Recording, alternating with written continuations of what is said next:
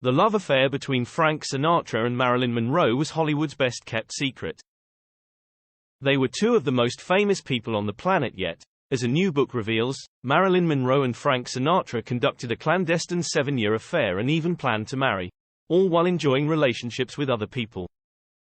Her neckline plunging, bare shoulders moving to the music, Marilyn Monroe sat front and center in the star-studded audience alongside Elizabeth Taylor and Dean Martin, as Frank Sinatra opened his residency at the Sands Resort and Casino in Las Vegas. It was 1961, and the long-running clandestine love affair between Blue Eyes and Monroe was poised to culminate in a trip down the aisle that would shock an unsuspecting Hollywood. But that night, Monroe had broken one of Sinatra's cardinal rules, making him think twice about tying the knot. Marilyn was very drunk in public, her breasts falling out of her dress, swaying in her seat, and there was nothing Frank hated more than a woman drunk in public, says Ed Epstein, author of the new book, Frank Marilyn. The exposé reveals the desire and dysfunction behind their secret 7-year on-off affair. She was taking barbiturates washed down with Dom Perignon champagne, having a tough time psychologically, says Epstein. Frank was furious. He thought women should be ladylike. But he was really troubled by her psychological weaknesses, loneliness and insecurities that she drowned in alcohol and pills.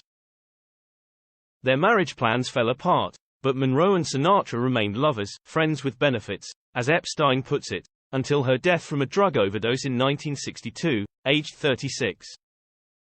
Even then, their affair was known only to their closest Hollywood confidants.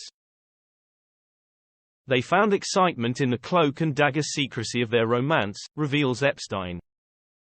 They planned to marry, but walked a perilous tightrope, balancing between her affairs with President Kennedy, his brother Robert, and her possessive ex-husband, baseball legend Joe DiMaggio.